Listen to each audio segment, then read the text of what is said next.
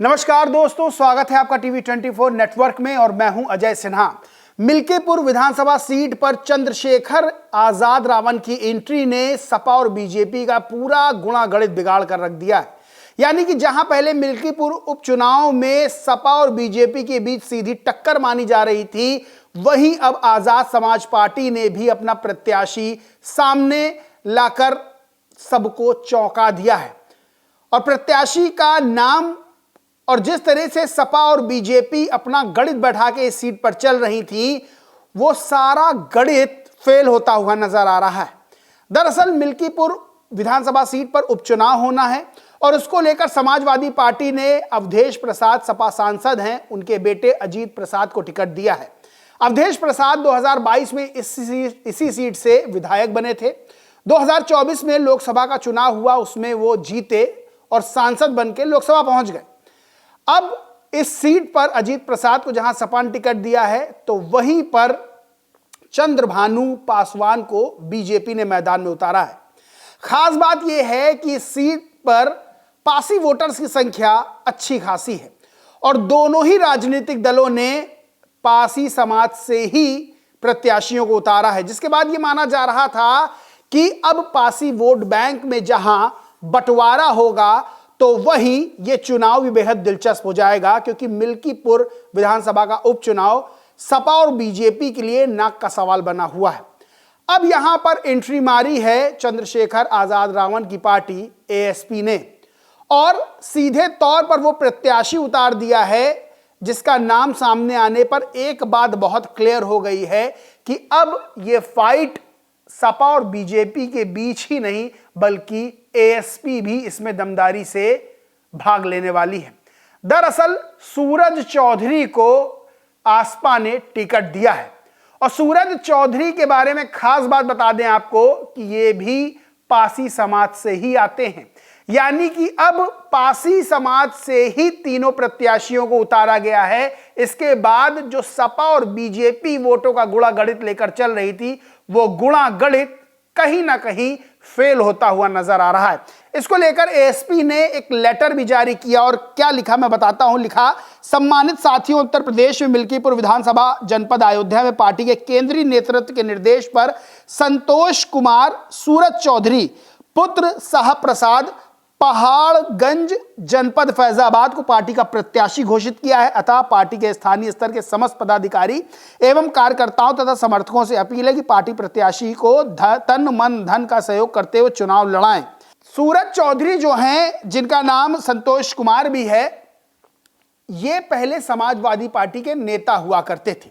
यानी कि एएसपी ने तगड़ा झटका समाजवादी पार्टी को इस सीट पर दिया है। सूरज चौधरी समाजवादी पार्टी का चेहरा थे, बड़े नेता थे और अवधेश प्रसाद के करीबी माने जाते थे। अभी हाल में ही इन्होंने अपने 500 समर्थकों के साथ समाजवादी पार्टी छोड़ दी और एएसपी का दामन थाम लिया। अब वहां पर एएसपी ने सूरज चौधरी को टिकट देकर जहां समाजवादी पार्टी को चौंकाया है, तो दूसरी तरफ बीजेपी के लिए भी मुश्किलें खड़ी होती हुई नजर आ रही हैं। मिल्कीपुर सीट का जो गुणा गणित है, अगर वोटर्स की वहां बात कर लें तो सीधे तौर पर आपको बता दें कि ऐसा जाति समीकरण है जिसे हर राजनीतिक दल साधना चाहता है।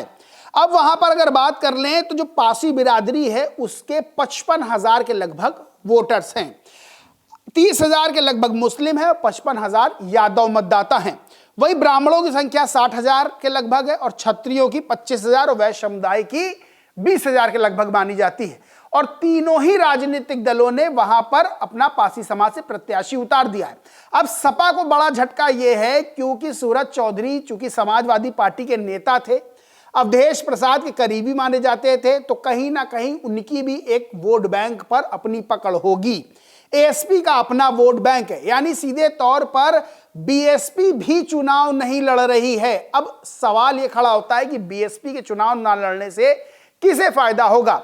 पहले बात चल रही थी कि सपा या बीजेपी में से एक को फायदा हो सकता है, लेकिन एएसपी की एंट्री ने सपा और बीजेपी का गुणा गणित इस तरह से गड़बड़ाया है कि बीएसपी का जो वोट बैंक है वो माना जा रहा है कि एएसपी को ट्रांसफर हो सकता है इस सीट पर। बहरहाल 5 तारीख को वोटिंग होगी, 8 तारीख को नतीजे सामने आएंगे। जनता तय करेगी कि मिल्कीपुर सीट पर कौन जीतेगा। कांग्रेस जहां समाजवादी पार्टी को समर्थन दे रही है पूरी तरह से, वहीं बीजेपी इस सीट पर किसी भी तरह से जीत दर्ज करना चाहती। खुद मुख्यमंत्री योगी आदित्यनाथ कमान संभाले हुए हैं। सपा की तरफ से अखिलेश यादव ने कमान संभाली हुई है। अवधेश प्रसाद भी बड़ा चेहरा है, उनके बेटे चुनाव लड़ रहे हैं, तो अवधेश प्रसाद भी चाहते हैं कि किसी भी तरह से उनके बेटे को जीत मिले।